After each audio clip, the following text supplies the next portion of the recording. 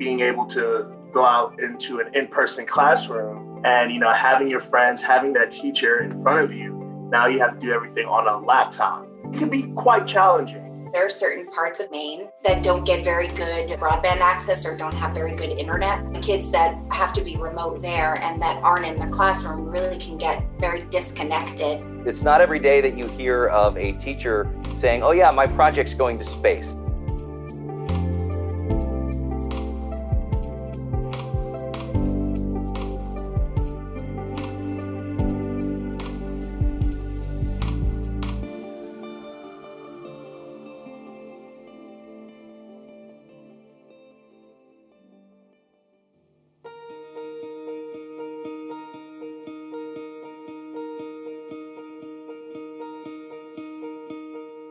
So amazing. I can't wait to see what they do when they grow up. The Author Studies program is an extracurricular activity. The kids can do it after school or during lunchtime or in breaks or, that's when they write. These kids are extremely dedicated to this program because it's not something that they have to do. They do it because they love it and they want to do it. It's just really exciting to see author study grow in popularity as time goes on. And they were telling me that they were really disappointed when the pandemic hit and everything went remote, and they thought that the program would go away. I guess I was kind of worried that it would have changed the type of work that we were doing. One day I get an email from Miss Martin. She's saying it's going to keep going. I was like, that was the best. That was probably one of the best days of quarantine. But they were really thrilled when they kind of worked out the kinks through Zoom and they could have meetings that way. They were really encouraged by each other. They write together in pairs. This is all their time. This is not something that the school requires them to do. So the fact that they continued through it during the pandemic when they didn't necessarily have to really speaks to how much they care and love the program. The kids talk to one another in the hallway about this. They talk to me about it. They talk to their teachers about what they're doing. And it's really wonderful to see this much effort and support being put behind their writing. I've been in it for the past 4 years, and only the people in my school have ever got to read what I've written. And it's really cool to think that pretty much anyone can read anything we write.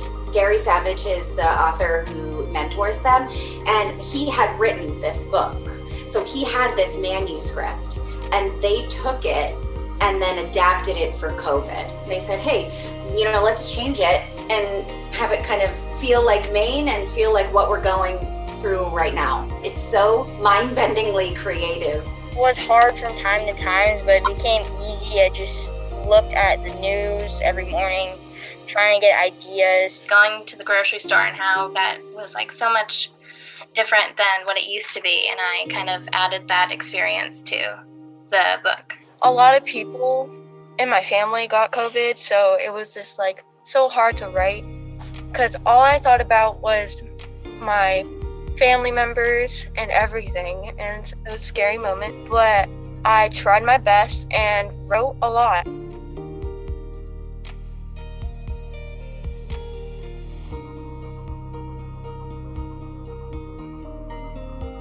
The Kickstarter campaign was started by Gary Savage, and it was just going slowly. And then I think when it caught the attention of the reporters, that's when Stephen and Tabitha King, found out and stepped in and gave them the $6,000 or whatever it was necessary for them to publish. And it was just kind of like a dream, and it became a reality. I was really excited to hear that Stephen King picked up the funds for the program, especially since he is my favorite author. It's really an amazing part of this group that they have the older kids and younger kids kind of do the same work together. They find a common ground, they make friends, they have a connection, and they also get to be creative and learn together. The older kids really work with the third graders to help out, and I think that that's really neat. The author who works with them told me about this group of women who apparently watch our channel a lot and had seen the story and were so inspired by these kids that they pulled together a couple $100 and sent a check to help the kids out get to where they need to be. The other thing is that they really want all the kids to go to the actual facility. So take a trip from Maine to New Jersey, right outside of Manhattan, where they actually print the book so that the kids can watch it, so they can physically see their work becoming a published novel. I think that that's really cool, and I hope we're all safe and vaccinated and COVID gets behind us very soon so that they can have that experience. When we were making the thing, I never thought this would actually happen. Maine has its challenges. There are certain parts of the state that don't get very good broadband access or don't have very good internet. So kids that have to be remote there and that aren't in the classroom really can get very disconnected. And that's a very big reality for part of our state. I think, for the folks that have great access to the internet and have all their classes via Zoom, I think we're hearing a lot of the same things that we're hearing from young kids across the country, is that they just don't feel connected. They feel like they've kind of missed out with time with friends and with their teachers and in the classroom. And, they're kind of bummed out about it. It's really hard, but, they're so creative. They're learning really resiliency. They're really learning something else that maybe they don't know right now that they might see later on.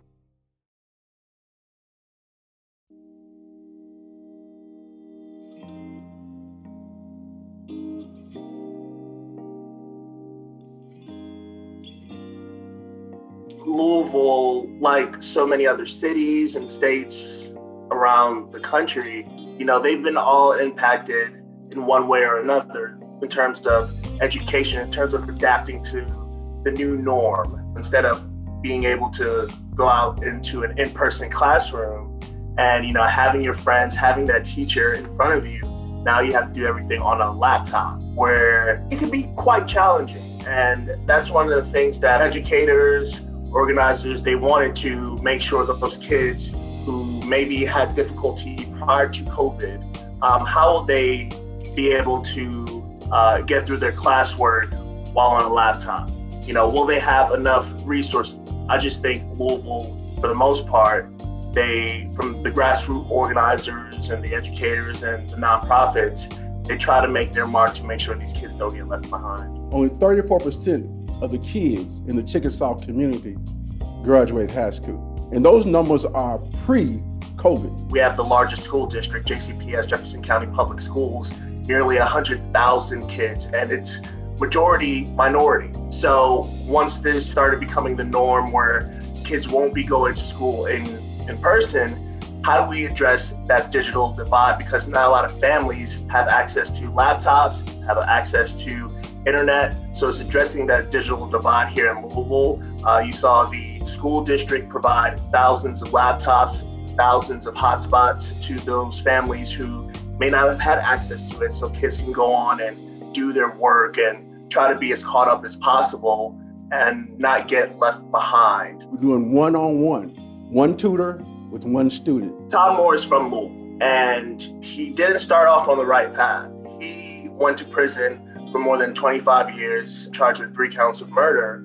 And in prison, his life changed. He started being involved more with his faith, and his mindset changed. And he said if he ever was released, he was going to do what he can to give back to his community. Thank God that we now have funding to be able to pay 3 staff members here at the church over the tutoring program. While he was released in January 2018, he started New Hope Ministries. He wanted to give back to kids in the area. So what can he do to let those kids, let those people in the area know that they're loved and they're cared for, and people don't want to see them get left behind? It's an area that has been forgotten. I'll put it like that. It's an underserved area, especially prior to COVID. I mean, in some areas here in West Louisville, they're plagued with violence, they're plagued with crime, they're plagued with just not having access to certain things that other communities have access to. So once this was told to me, I said, without a doubt, we have to shed some light on to 1, the gap, and then 2, what Todd and his organization is trying to do to try to bridge that gap. And another thing I want to mention is that right across the street from the church, there's a graveyard. He feels like kids either have 1 foot in the graveyard or one foot in the prison. And he wants to show them that those 2 options don't have to be your only options. You can be something much better than what your environment says you have to. It's going to take, I believe, us that are in this neighborhood to provide resources for our children, for our families.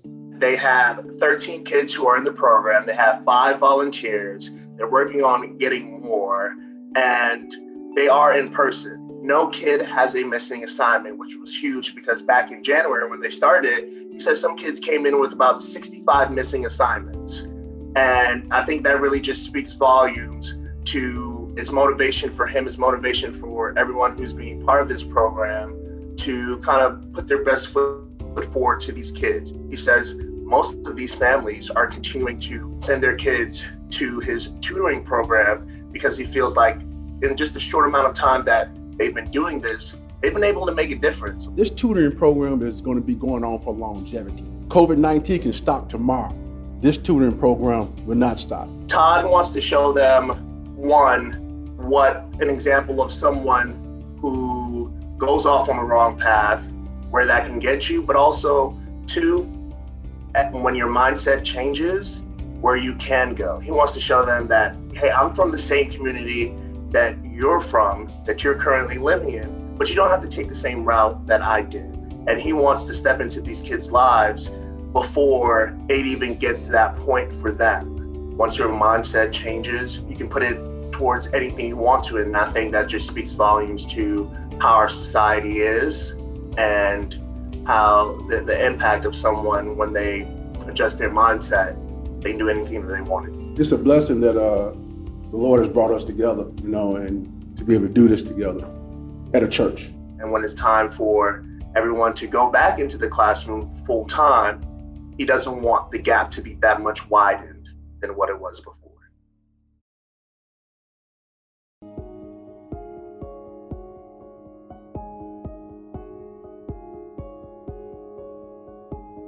It's just kind of cool. It's like my little sticker. My little gal's going to space. We found out about Miss Turney just because she actually used to intern at our station at KMBC 9. And so she had gone into atmospheric science, meteorology, and then became a science technology teacher at Linwood Elementary. And it's not every day that you hear of a teacher saying, oh yeah, my project's going to space. This was a Bitmoji classroom competition, and so I really had to look up, first off, like what a Bitmoji classroom would be. Miss Turney went in and she set up basically a kind of a cartoon classroom where she had her little Bitmoji astronaut, and she had her lessons on plant growth, and it was a specific plant growing with a specific kind of bacteria. These were interactive links you'd click and you watch a YouTube video about plant growth, or she'd have some factoids pop up on the screen. But she just decided, you know what, I'm just gonna put my name in the hat and see what happens. And lo and behold, out of, I think, hundreds of thousands of entries, she was picked. And so she had this really, really neat situation where she can use her background in atmospheric science and meteorology and even be part of the team to discuss the experiment. And that's the neat part about this too, is that the kids get to be co-investigators. They get to be part of the team. Balloons in space! The official title, it's the symbiotic relationship of red clover and nitrogen-fixing rhizobia bacteria. They wanted to see how plants and bacteria interact both in 1G here on Earth and in 0G up in the space station, and just compare and contrast the results, because then based on their results they could fine-tune their experiments to see if astronauts could grow food in space, and then you wouldn't have to pack tons and tons of food on a long mission to Mars, for example. I'm trying to get that through of like, this is authentic. We have no idea what's going to happen.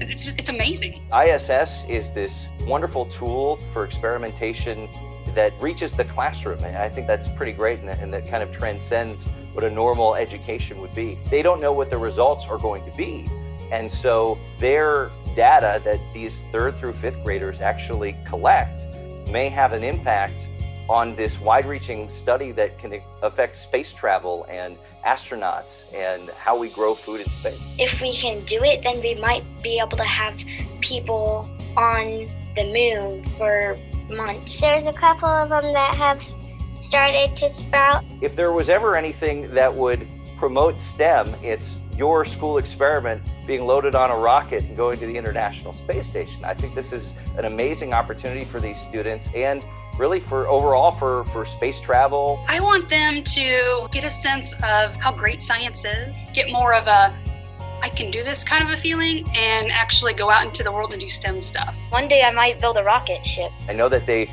are able to get the information in real time. They don't have to wait for a report to come out in 6 months or a year. They are growing plants here on Earth, while the same type of plant grows on the ISS. And I talked to Miss Turney. Some of the plants are doing well in space. Some are not doing so well. But she says her kids' plants are starting to grow and have little nodules on them as they start to grow into bigger plants. And so it's really neat that they can look at the plant here, see the plant in space. Of course, it's in a little tube in an experiment pack on the ISS, and just see what's different and what can we learn here on Earth compared to the ISS. I don't know if they quite understand how amazing this is. When I was that age, I would have never imagined that something like this could be possible. And I think that's really a testament to the internet, to technology, to education, and to space travel and how that's grown. I think the overreaching theme here is just that these kids have a chance to do something that no kids before them really have had a chance to do. And I think that's really amazing for them. The kids were most excited when the video of the astronaut taking it out of the locker, and then the Bitmoji and the school's name slowly came up from the bottom. Oh my gosh, they went nuts when they saw that. They're like, oh my God, that's our school. It's been so amazing to be a part of this, and it's the kids they're just loving it, and I'm so happy that I could bring it to them.